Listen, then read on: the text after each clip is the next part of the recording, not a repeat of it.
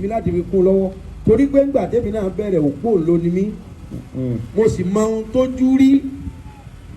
pẹ̀lú àwọn tọ́jà látakò mo sì mọ ohun tọ́lọ̀ ń fi ṣèké pẹ̀lú àwọn àgbàlagbà kan tọ́jà ládùúgbò tì. so tí n bá wá rọ́mọdé tí n bá rọ́dọ̀ tí máa ń ṣe wàhálà kan náà máa dùn ni léyìí tó jẹ́ pé ọ̀nà owó nìkan làwọn ọ̀dọ́ ọ̀sìn lajú sí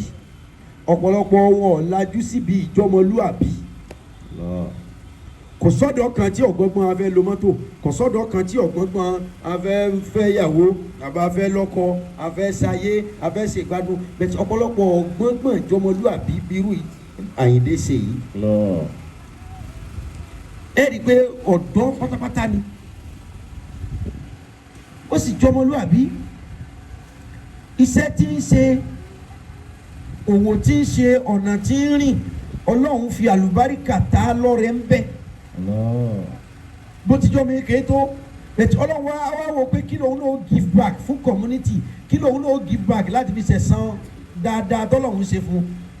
ló fi wá arrange Ramadan lecture pé ká bára wa sọ̀rọ̀ Ọlọ́run kó gbà kò sí kan rí. tẹ́yà bá wá rí irú èèyàn tọ́lọ́run wá fún nírú ẹ̀bùn tó fò yìí àwọn ẹgbẹ́ rẹ̀ tí ń lo mọ́tò bí ti ń lò àwọn ẹgbẹ́ rẹ̀ tọ́lọ́run gbà fún tọ́lọ́run ràn lọ́wọ́ bó ti ràn lọ́wọ́ yìí wọn ò ní ṣerú eléyìí tábà rẹ̀ ní ti ṣerú eléyìí ó yẹ ká ṣàdúrà fún ó yẹ ká bọ́ lọ́hùn dòwò pọ̀ torí rẹ̀ pé kó ga sí i torí bọ́lọ̀ ń bá gbé Àyìndé ga jù báyìí lọ yóò ṣe jù báyìí lọ kì í ṣe kírunkírun kan bíi tiwa kì í ṣe gbàwẹ̀gbàwẹ̀ kan bíi tiwa ṣùgbọ́n nífẹ̀ẹ́ sẹ́sìn yìí torí ẹ̀sìn yìí ní í ṣe pẹ̀lú bíbí rẹ̀ mi ò sọnù sà ó nífẹ̀ẹ́ sẹ́sìn yìí torí ẹ̀sìn yìí ní í ṣe pẹ̀lú bíbí ẹ̀ àwọn míì kan dájọ́ kírun ọ̀hún wọ́n ń ṣàtakò sí Ọlọ́run wọ́n wá ń sọ pé Àyìndé trend yìí ẹni àdúrà ni ọ́ ní ògo Ọlọ́run ibi tóòrò ti dáadáa Ọlọ́run ó mú ọ débẹ̀. Àmín. pẹ̀lú ògo Àyìndé trend ó ní parẹ́ o. Àmín. ó pé mi iṣẹ́ òjàmí àmì Ọlọ́run wá sọ̀rọ̀ Ọlọ́run fáwọn èèyàn láti kó wọn jọ nú àwẹ̀ sówó kan ni Àyìndé fẹ́ gbà lọ́wọ́ àwọn tó wà nílẹ̀ àní kò sì kan rí àkọ́kọ́ ni eléyìí Ọlọ́run ó fi lé foundation dáadáa fún ọ tí ó bá fi di next year àtàwa àtiwọ́ ibi tó ga látò ti ṣe. Àmín. Ọlọ́run ó sì gbé ọ̀gá jù báyìí lọ. Àmín. Sùúrù àti ayọ̀ ọkàn kò sí ẹ̀dá tọ́lọ́run ó fún ní gbogbo ohun tó fẹ́ o a fi ayọ̀ ọkàn ṣe sẹ̀ríìrù ni a fi ayọ̀ ọkàn ṣe bẹ́ẹ̀dì ní pẹ́tọ̀ alihamudulilayi lórí ìtọ́lọ́hún ṣe. nínú tọ́lọ́hún dá tó dùn ún pè lẹ́nu tó ṣòro ó hù níwà òun ni sùúrù o. sùúrù dùn sọ lẹ́nu ẹ sì ṣe sùúrù lérí ọ̀rọ̀ yìí ṣùgbọ́n tó bá jẹ́ pé òun tó ní ẹ ṣe sùúrù lọ́kàn òun náà ò ní gbà. òun ló fa ọ̀sán kìíní kan bí sọ́bù. ọ̀sán inú bí sọ́bù yóò ṣe láti wáyé.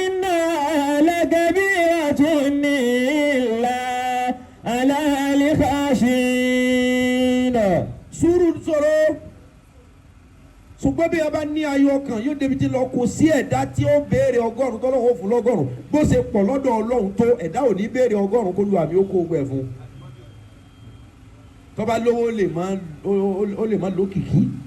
tọ́ba lókìkí ó lè má tọrọ jẹ òkìkí ò so pọ̀ mọ́ rírí ṣe àìmọye olókìkí tó yẹ pé ariwo wọn ni wọ́n ń pa aṣọ ọ̀run rẹ̀ ọ̀dà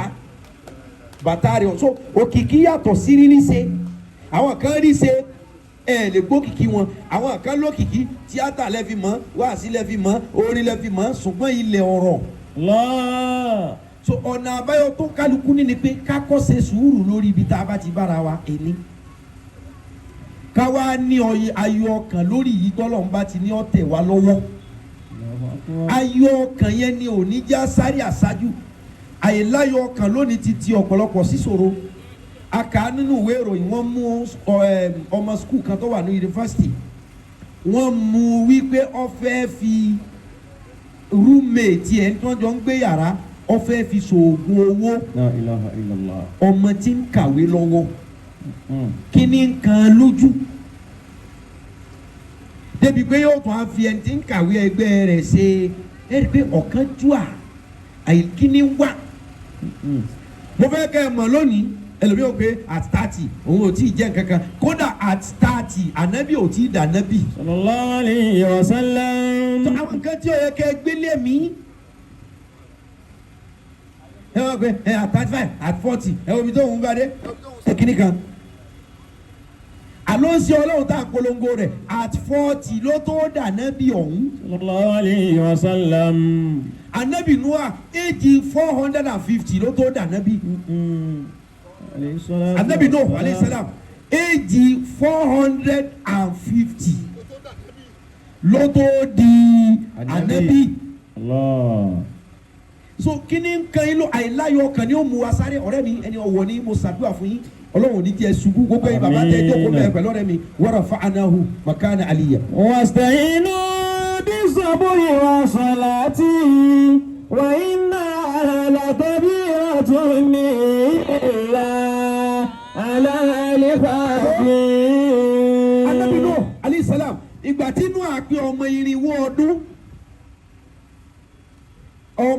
irinwó ọdún Yorùbá ògidì ni mo sọ fún yín o igba méjì nù torí kí là ń pè ní igba 200 igba méjì ó di bẹ́ẹ̀ ó di 400 là ń pè ní irinwó ìgbà tí Ànábì Nuh àpé ọmọ 400 years láyé ọjọ́ yẹn ni Ànábì Nuh tó rí àtọ̀ lára kéèké èyí ó rí spam àbí kó fìlì spam lára ẹ̀ ìgbà tí Nuh àpé ọmọ 400 years ohun tí wọ́n ti rí ní age of 14 tó ti rí ní age of 13 kí ọmọ 15 years kó ti máa mọ ohun tí ó yẹ kí ọmọ kí ṣáwà ara ọmọ 12 years ó ti máa jí ọmọ 12 years tó yẹ pé bọ́n bá fẹ́ lo nǹkan ọmọkùnrin rẹ kò gbọ́dọ̀ ju pé kò tọ̀ kó sì kó sínú ẹ̀ padà lọ ọmọ 12 years nítorí wọn fọwọ́ ra obìnrin níbàdí fọwọ́ ra obìnrin láyà. ilaha illallah. Ànábì Nuh àpé ọmọ 400 years ló tó mọ kíní ẹ̀ njọ́ tó bá rí àtọ̀ ó sùn ó jí báyìí látọ̀ bá dà sí ara rẹ̀ ṣe gèrè inú àbá bu ẹkún pé ṣé kìí ṣe pé ìbínú Ọlọ́run ti dé kíní kan vibrate mọ́ òun ṣé kìí ṣe pé ìbínú Ọlọ́run ló vibrate láti inú. la ilaha illallah. Ànábì Nuh àbá ń sunkún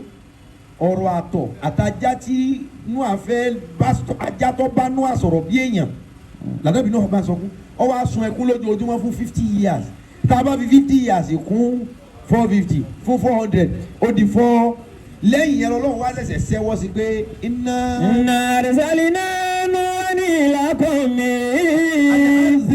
an anzir qawmaka min qabli an ya'tiyahum azabun azim. after 450 yẹn lọ́wọ́ wá ẹkún ti tó Abdulgafari ló kọ Nuh lọ́lọ́wọ́ wá pè é ní Nuh pé ajísunkún asùnsunkún arìnsunkún abẹ̀rẹ̀sunkún asọ̀rọ̀ sunkún tó fi 50 years sunkún yìí ẹkún tó bàbá ẹlẹ́kún má sunkún mọ́. anzir qawmaka. anzir qawmaka ọ̀yá dìde máa lọ ṣe wa dìde máa lọ sọ̀rọ̀ wa dìde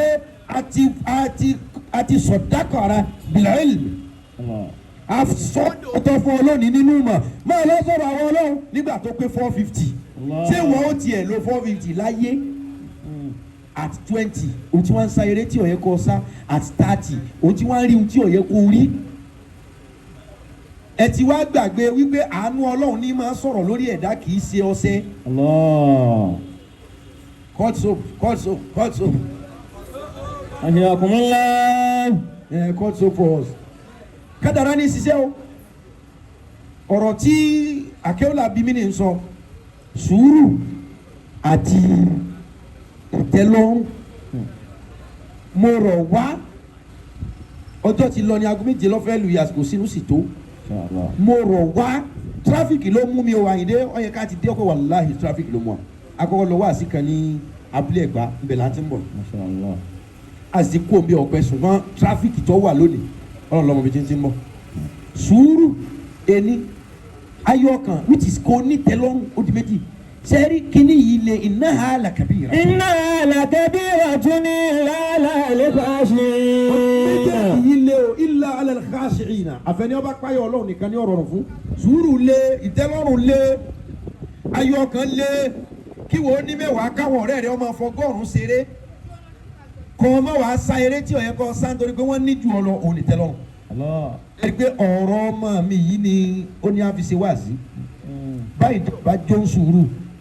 ó lè má ti tẹ̀bi tó lè. àwọn tí ọmọ wàhálà tó ń ṣe njọ́ tó ṣòwò tó sọ́ọ̀tì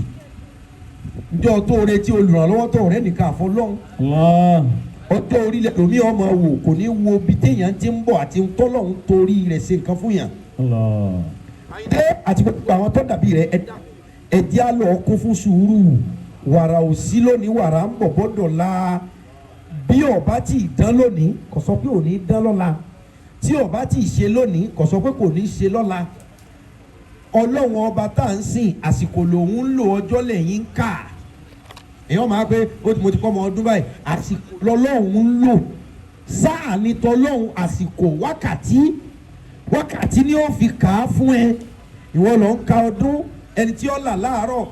kò lè dọ̀sán kó tó là ẹni tí ó sì là lálẹ́ kò lè là láàárọ̀ àkọọ́lẹ̀ ti dúró ẹjẹ́ á fi sùúrù bọ́lọ́hún lò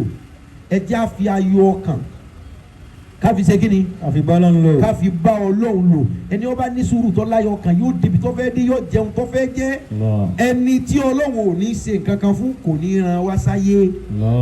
gbogbo àwa tá a ti wáyé la ní nǹkan kan tọ́lọ́run ó ṣe fún wa ìwáyé wa ti júwe pa ní ohun tọ́lọ́run ó ṣe òun ló fa mọ́ kàlàtà haza bọ́tìlá ọ̀ wáyé lásán aníṣẹ́ tá a fẹ́ ràn ọ́ aníhun tá a fẹ́ gbé fún ọ sáà ṣe sùúrù kó o sì láyọ̀ ọkàn tiẹ̀ ó ju tàwọn kan lọ tàwọn kan ó ju tiẹ̀ lọ tó o bá ti ní sùúrù ó bá èmi Ọlọ́run lálàforíjì ó sì bá mi lọ́ba tí kì í dojú ti onísùúrù torí pé innallaha máa sọ́bìrì náà ẹni yóò tó bá jó sùúrù èmi Ọlọ́run ó dúró sẹ́yìn rẹ̀ gbọ̀ngbọ̀n.